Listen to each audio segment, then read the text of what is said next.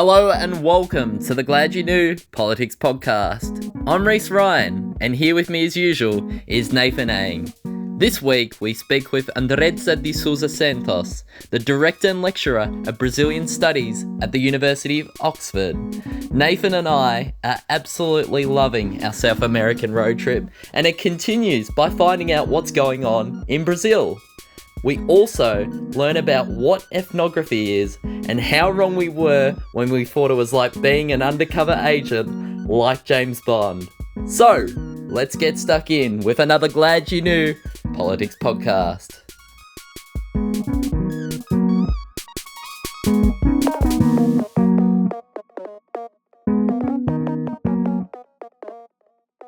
Andreza, thank you for joining us all the way from London, but somehow we're talking about Brazil. How on earth did you end up in the UK?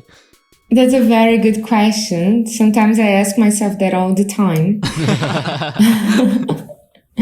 Well, I didn't start from the UK, but even another country very dissimilar to Brazil, I started in Germany, my academic studies.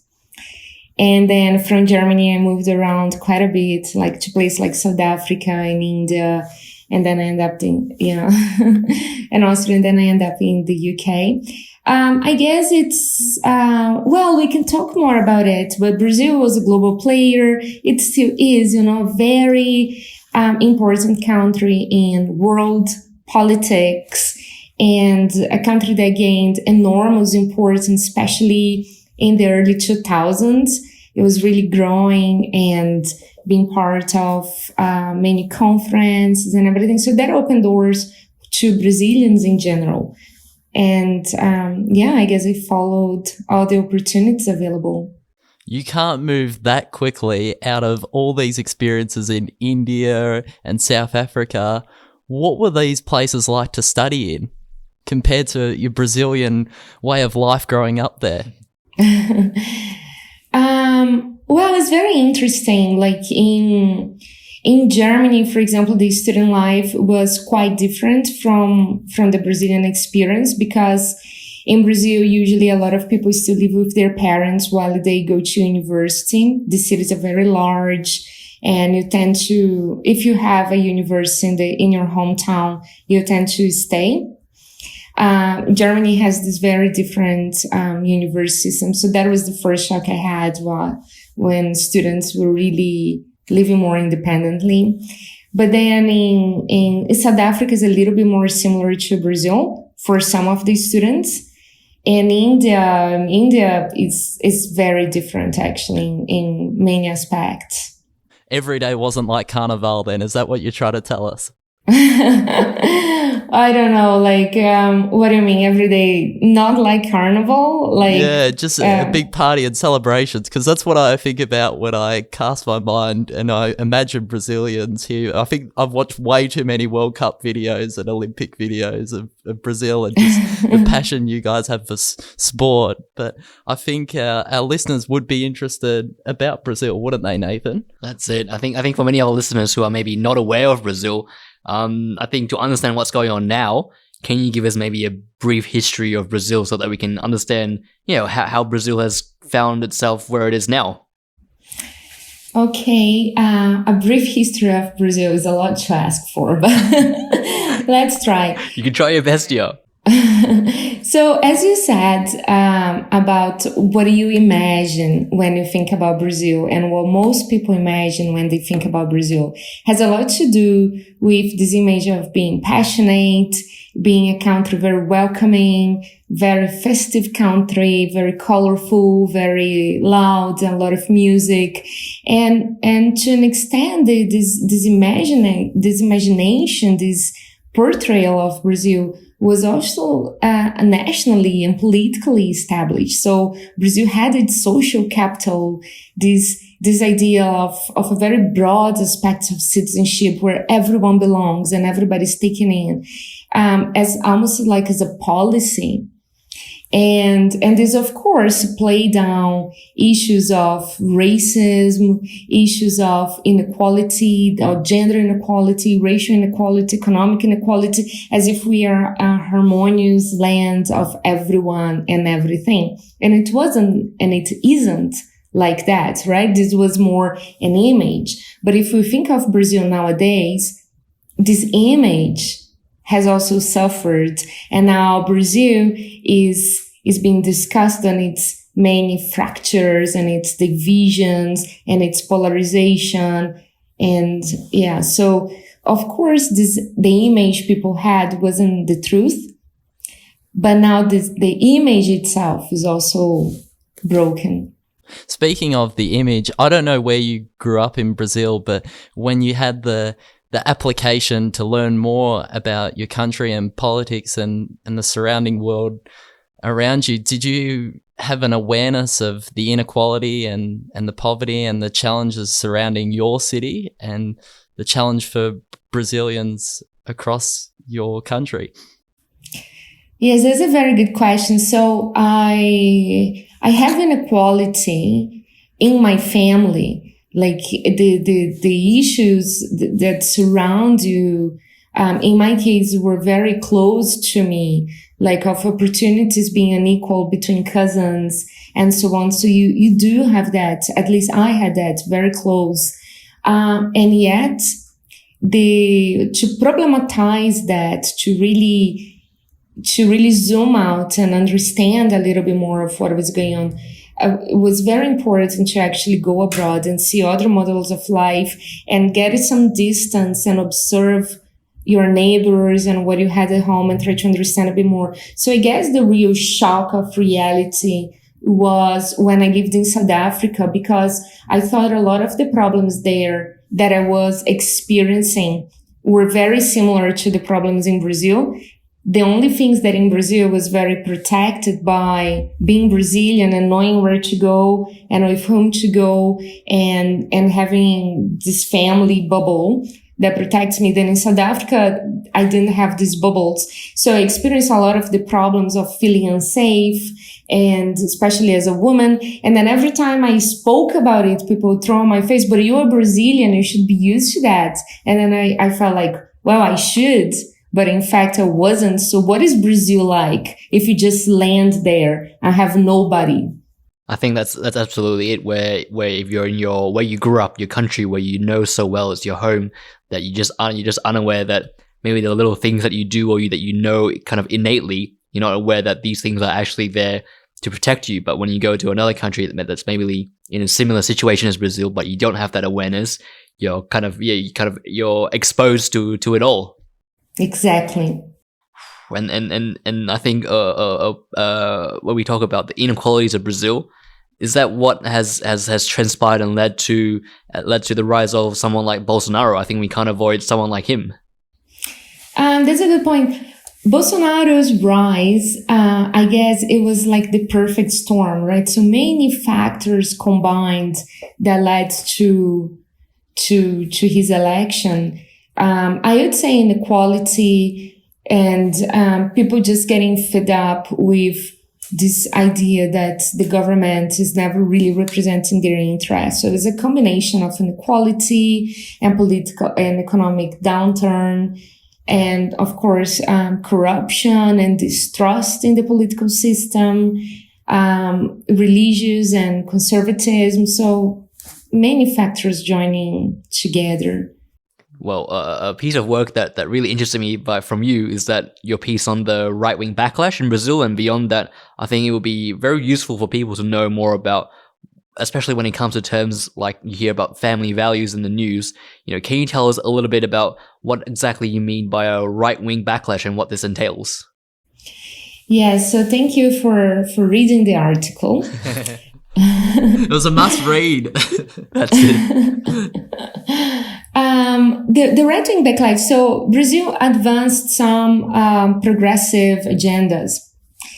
And like in many countries, when you start discussing issues such as gay marriage or abortion or, I don't know, like how you teach about sexuality at schools, and the agenda goes on, then you can have a backlash of groups that believe that this should not happen, that abortion shouldn't be legal, or that gay marriage shouldn't be allowed, and so on.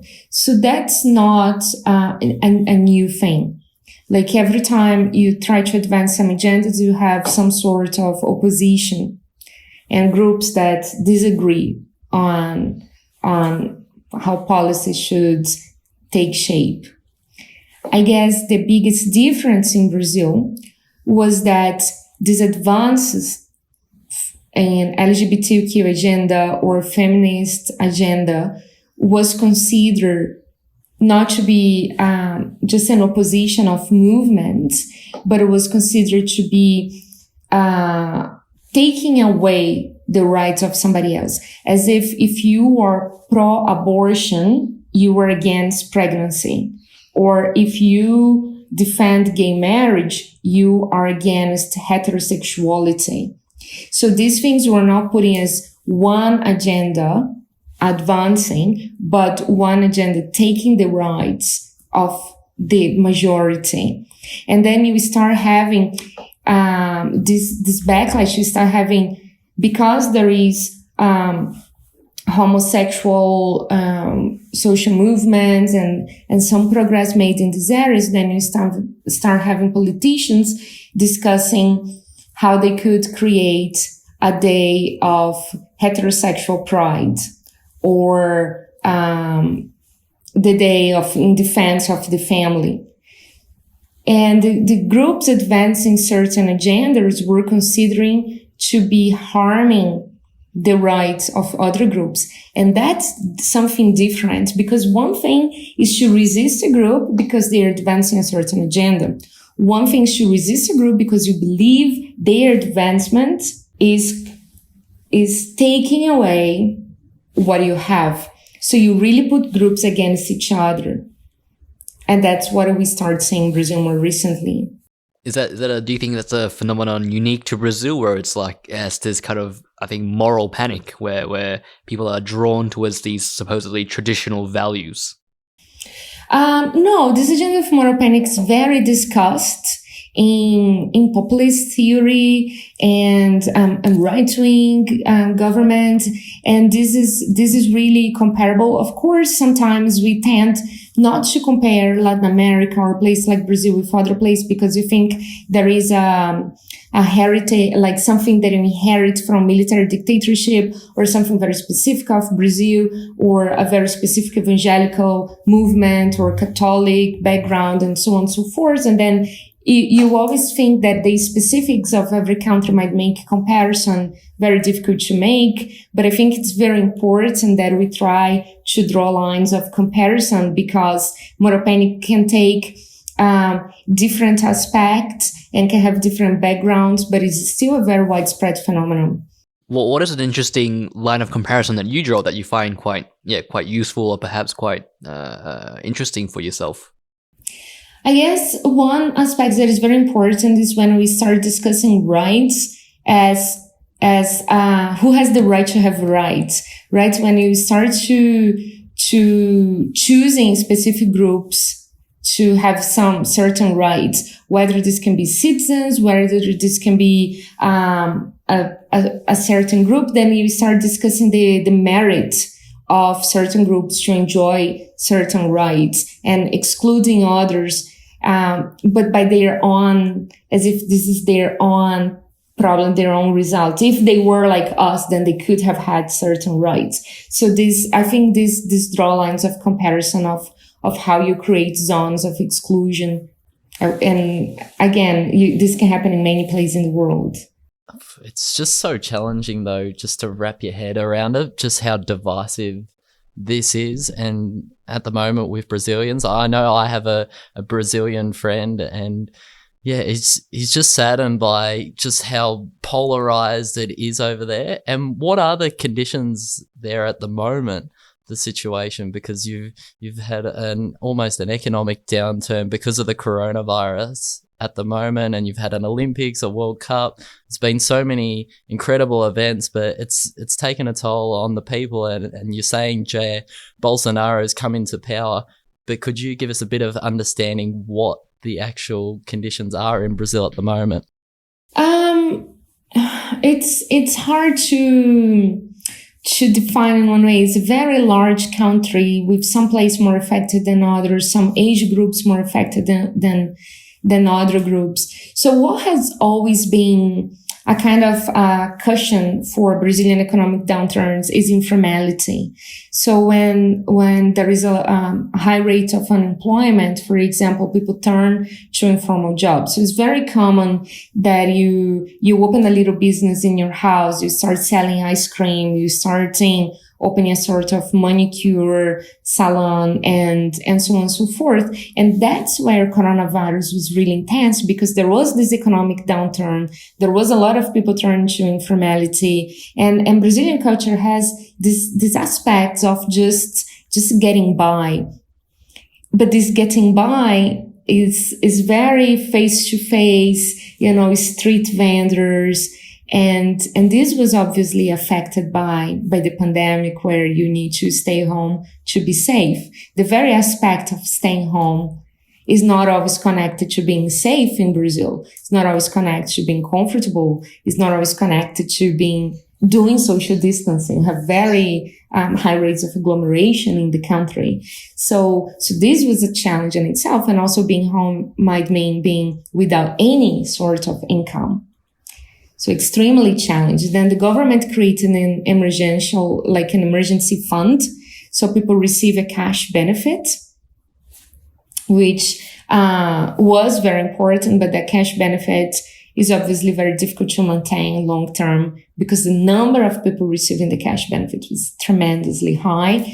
And now they already cut this to half of what the value was in the beginning of the pandemic. But people are now discussing about a second wave in Brazil and how perhaps might be necessary to do a second lockdown in some areas, but whether the government's going to be able to maintain the benefits or to increase to the value that it was before might be very, very difficult. So we do have a double crisis going on, a crisis that was economic and was already happening, combined with a crisis that now takes a lot of the income opportunities away. Something I found very interesting when you talked about, people, you said staying at home for some people doesn't necessarily feel like the safe option. And that made me think about Brazil's military dictatorship past and how it grapples with it. How has that played a role in how it's influenced how Brazil has turned out or is turning out right now? I'm sorry, I didn't get the connection between staying home and not feeling safe and the military dictatorship. When I think of staying, like when I'm thinking of, let's say, a government telling you to stay home, it kind of feels like maybe a big government or a big dictator saying, stay home or maybe don't protest. We want you to just to not revolt in any way and just kind of like maybe a house arrest. I'm thinking of the link between being told and kind of forced to stay home, and then it just kind of created a link in my head. I don't know, but maybe your head's a bit different. But my head thought of military dictatorship here, being afraid in your home and maybe afraid of the violence or the military coming to hurt you and your family or your loved ones. Yeah, that argument was used in many countries where they consider that the government enforcing the use of face covering or telling people to stay home was an abuse of power, but not in the case of Brazil. In the case of Brazil, the president didn't tell people to stay home. He actually said the COVID-19 was just a little cold, and it was more like a lack of national coordination that was at stake. And those governors or mayors who told people to stay home were not considered to be authoritarian by doing that. It was actually the politicians more towards the left that had a stronger sense of the pandemic and the need to stay home, while some politicians towards the right were more inclined to tell people to go out and challenge some scientific advices and concerns.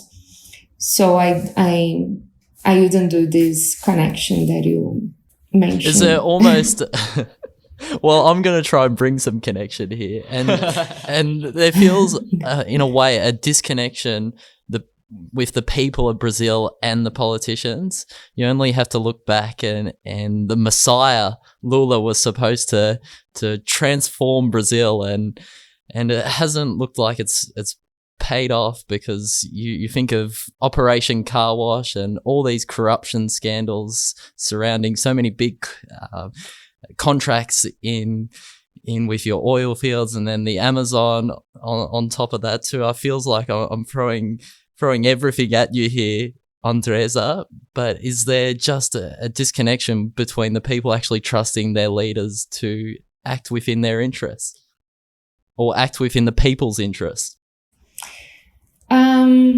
The disconnection of Brazilians and politicians was definitely a very strong factor, especially after the corruption scandals, where people lost trust and a bit of grip with the political system, and number of abstentions in the elections quite high. It's compulsory to vote in Brazil, and still people didn't vote.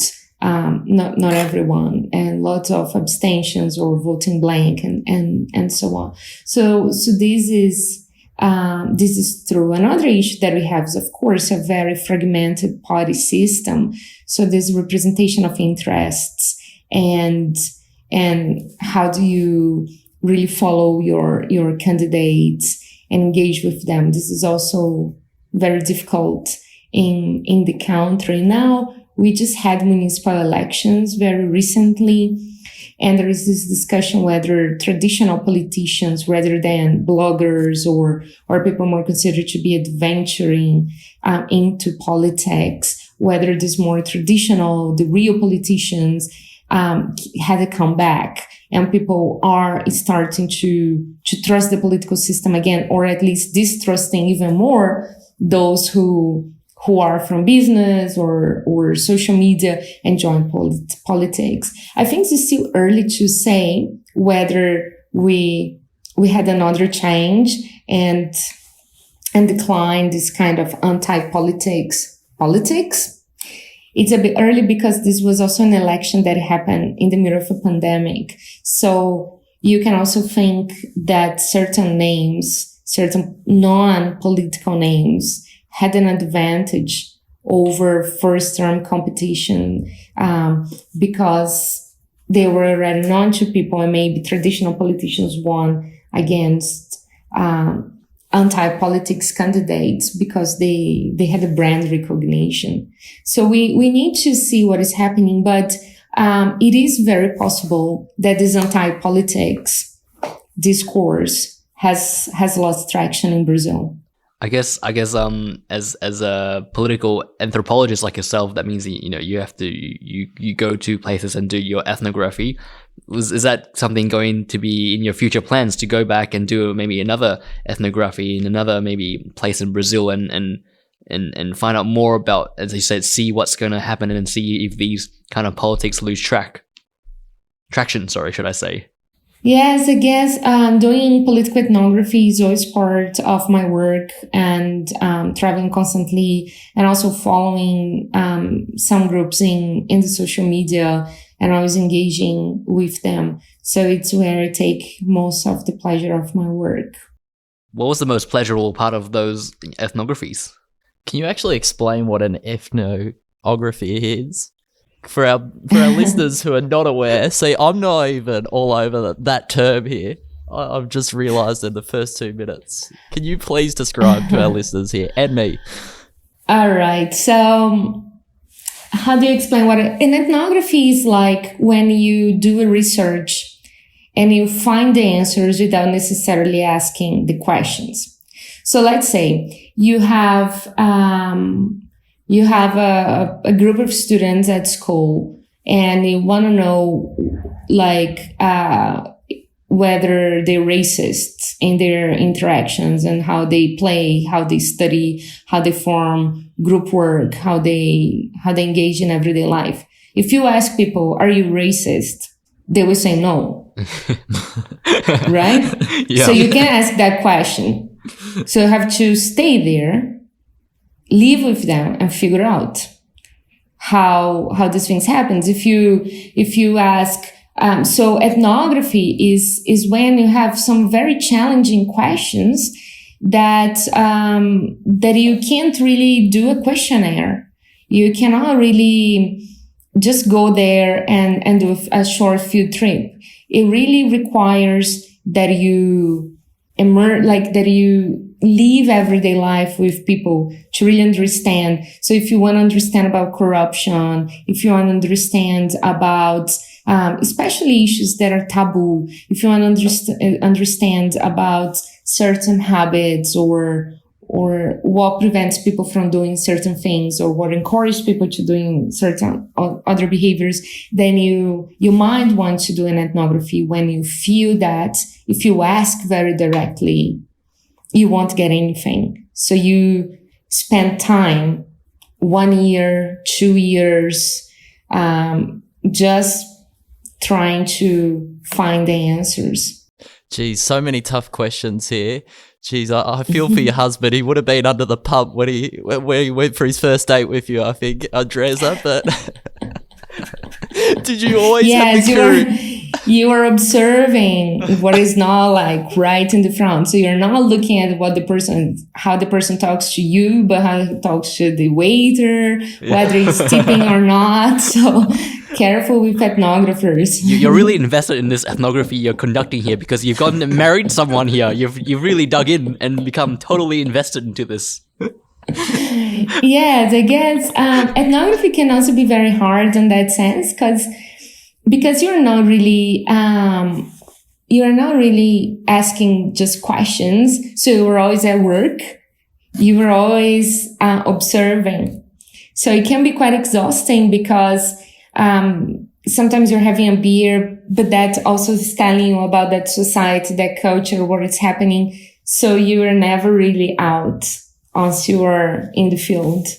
Did you ever feel like, because to me, when I'm hearing about you describe this ethnography and how, you're kind of always working, you're always on the clock, you kind of feel like maybe an undercover agent, in those spy movies, and you have to you have to infiltrate a town, and maybe in the example of your before where you gave you want to find out if some people are racist or and you can't ask that directly. You're kind of like maybe that movie Black Klansman. I don't know if you've seen it, where you're kind of hoping that you get the ticket to the big Ku Klux Klan meeting, and you hope you get in there, you see who exactly are the racist, or find out your answers.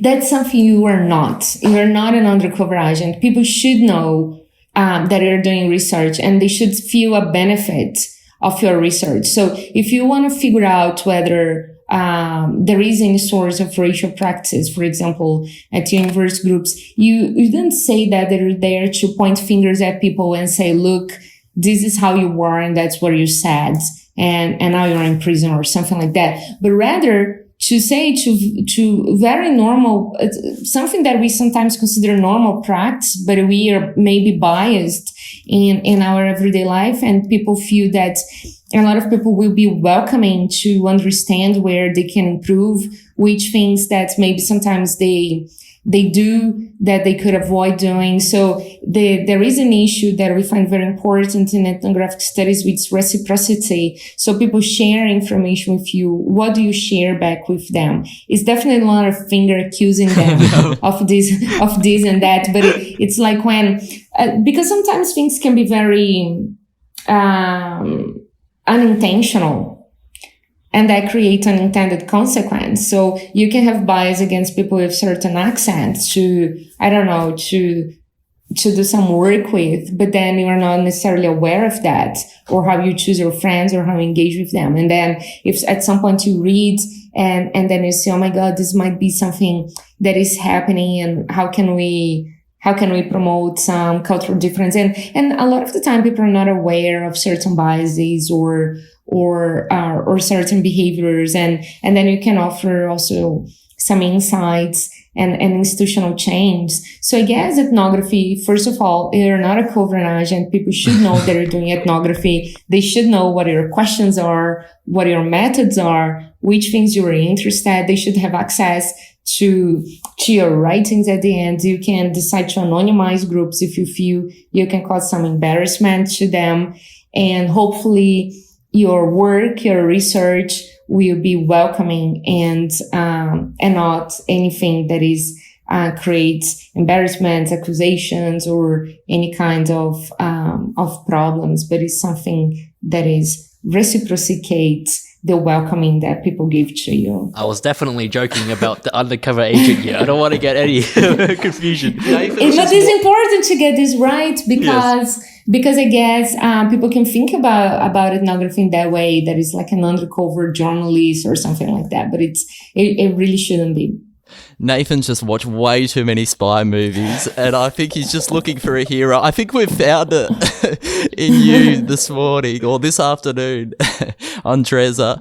But I'd love to know, where does the curiosity come for all the experiences of asking the tough questions? What's made you who you are to, have this interest and passion in people? Because, a lot of people in their life, they just go through almost with the blinkers on, with the blindfold, and, they're not, accustomed to so many different cultures and people, and they have their own prejudice and biases. But what made you interested to ask these questions and find out more about people? Because it sounds amazing to me. And especially committing to something like ethnography, because that's it takes a lot of commitment to actually do that, as you said before, where you're always, in some way working and trying to find out more and more answers to your questions. Well, I guess I started as a political scientist, so the work's a little bit more often theoretical and desk-based. But when I studied politics in very different countries like Germany, Austria, South Africa, India, and then the UK and everything, I realized that I was learning more not through the books, but the experience of being placed. And then naturally, my method of work shifted to take the streets. And then the questions also were favoring that kind of methodology, because I was very interested in how non-politicians do politics and how people engage with certain agendas and why and who join social movements and so on. So that is very difficult to be a desk-based research. So you really have to go there and find out the community leaders, the neighborhood associations, and hang around. Well, I think maybe in this case, as a lecturer, you should be telling your students, no readings for today. You're just going to go out into the world and find out as much as you can. Go off to Costas and speak to everyone in there. You're putting me in a difficult situation here. I think you have to know a little bit first, do a bit of book reading and have that knowledge of the theory and the understanding before you can say, all right, I want to learn more by going out and finding out new information. You got it. Oh, no tough situations here with the books for you. No, definitely not. It's always good to speak to people. That's for sure. And going back to your research here, would you have any explanations as to why the Movimento Brasil Livre, I think I pronounced that right, MBL? I think I'm trying to work on my Portuguese here. It's getting there.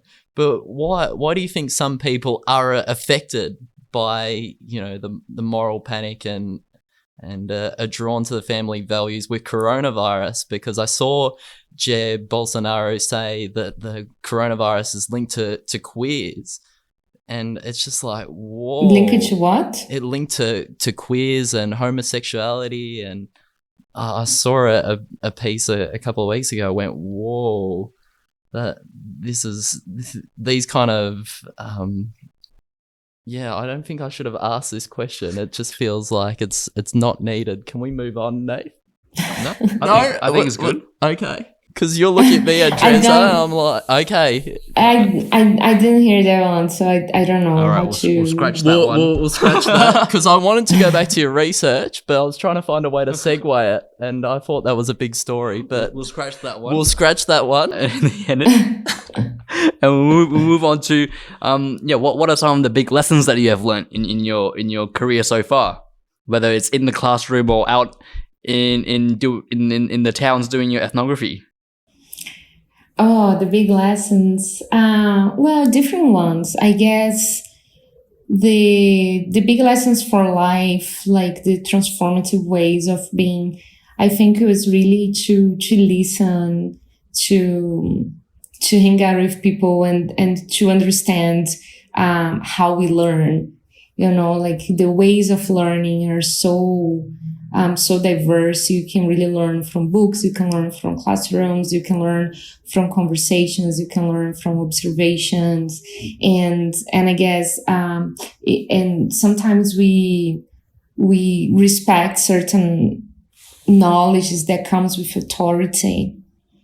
And, I don't know, somebody very senior or someone who worked on a certain topic for a lot, but sometimes you can get lessons from people who have very different life experience. So I guess this kind of very broad ways of thinking about knowledge and learning was very important. It really came from ethnography. I think ethnography in a way really humbles you because you are the expert going to the field learning from everyone and feeling quite ignorant in a place. So ethnography has this very intense experience of just feeling humble in a way. And I think that's a knowledge that goes for life, that you can always learn and learn a lot and think that you know very little.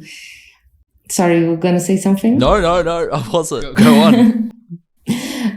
Another big lessons, I guess, that comes from researching in the sense of my research topic and that comes from Brazil is really these build narratives of how you can create an idea of inclusion and this imagination that we talked about, how Brazil being a big carnival, a big party and everything. So you create this idea of inclusion and you create this idea of broad citizenship without ever touching on aspects of very deep, very intense inequality in many aspects like economic, racial, gender inequality. And at some point, of course, these inequalities, they will affect how people view their place like in the world. And this imagination of Brazil cannot stick. It's obviously that at some point, these inequalities will emerge and will claim their space and claim their agenda and their right to be solved. And I guess some advances were in that sense that women, that minority groups, that LGBT, everyone like just said, we are unequal. Like Brazil is not that harmonious place. And you can't just stick a narrative to a place and hope that it works. I think one of the things that really stood out to me and something I recently learned about was how I think Brazil has had a tough time acknowledging race in terms of, as you said, the underlying racism for I don't know what you call them, but maybe darker skinned Brazilians. And I think people are, as you said, the narratives of how people are kind of, they have this imagination of what Brazil is in terms of, like you said, the whole inclusion aspect. But I think that's just so important to learn more things. Like, well, you know me, I like to make links, and this will be the last link I'll make. But it's like kind of like when I think about maybe some more recent issues that maybe people can connect with, might be something like the police. Like I think for many of us, like we'll think of the police as like really, you know, the people that you want to see when things go wrong, and we maybe are reassured by their presence. But for some other groups like African Americans or certain groups where they see the police and they have the totally opposite reaction, where they feel, you know, afraid for their lives and very nervous and anxious and about the whole group of these people. And that's, you know, I think part of the narrative that you'd say that they hide these underlying issues. Yeah, like with water systems and affirmative action in Brazil, there was always this discussion about how do you say someone is black in Brazil? Like, because there are so many there's so much racial mixture, and you can't say that blackness is ethnicity. So you can have black parents or grandparents and so on, and still have very light skin. So you can claim ethnicity. So it's really physical attributes. But even in physical attributes, you can have a dark skin, but a straight hair, and so on, because there is a lot of mixture. So there is always this discussion whether Brazil should have any quota system or not, because it would be very difficult to identify who is black in the country. But then the counter argument was always that, well, ask a policeman who is black and they always know whom to target.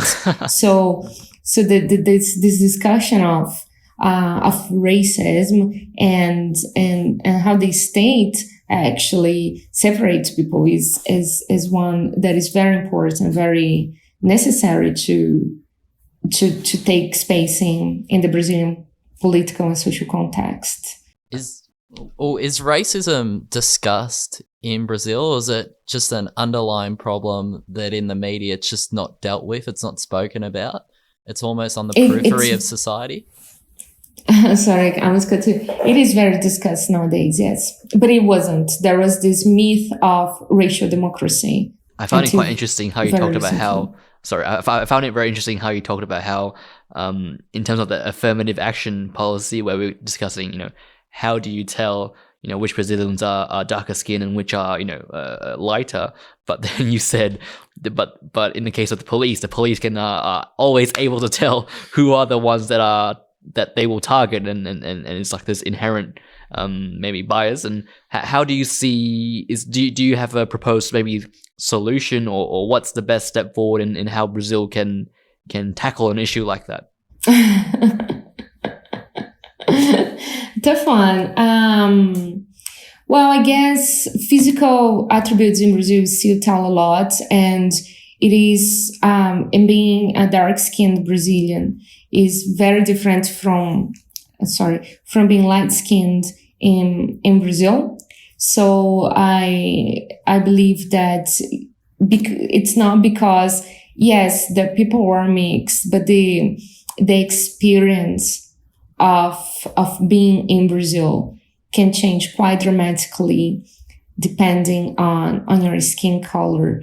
So even though it is still a challenge to define very precisely some racial categories, we shouldn't run away from that challenge, because the challenge for those who face racism is great on everyday lives. So we should embrace the challenge and try to really create opportunities for those who are facing discrimination on an everyday basis.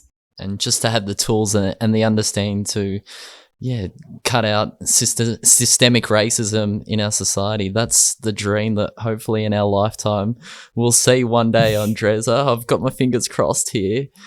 But I love your humility, though, Andreza, and you've really captured our hearts here, like the Christ the Redeemer here in Rio de Janeiro. And I'm trying to imagine here, for your own experience, when you have finished your undergraduate degree, what do you think has changed from where you were then to what you are now, with having your PhD and all the intellectual tools that you have now? It was really, I changed everything, right? It was many years ago to begin with. And that's also time. I guess,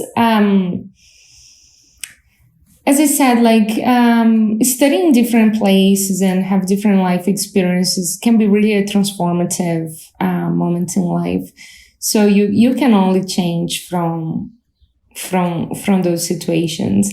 At the same time, as you change and you move, you also miss some very aspects of the life before. So some things you try to keep very dear to you. So I guess you become selective in a way of the things you really miss and you really like and you really need, and the friends that really matter. And you select these certain highlights. Well, you've got two new friends from Australia here, Andreza. What more could you want here? And speaking of transformative, we're hoping for some maybe transformation for Brazil from where they are now. And to wrap things up, we're wondering what gives you hope for the future of Brazil? Election on the horizon as well, 2022 too. Yeah, it's a good way to think that it's very soon. Well, I guess the hope is always there, and the people of Brazil is always the hope. It's a fascinating country, and with very nice people. And I'm not talking about myself, but in general, it's a very nice place to be, and that should always give hope that there is always a new day coming. Well, you are fascinating, and this has been a fascinating chat speaking about all that's happening in Brazil at the moment. So thank you so much, Andreza. It's been an absolute whirlwind. That's it. Yeah, it's been terrific. Thank you. Thank you. Thank you for listening to the Glad You Knew Politics podcast. If you haven't already, please subscribe to the podcast, leave us a rating and a review on what you thought about this week's episode, and any other questions you might have or issues you would like us to cover in future episodes. You can keep up to date with us and the podcast by following us at Glad You Knew on Instagram, Twitter, Facebook, YouTube, and LinkedIn. Links are in the description below.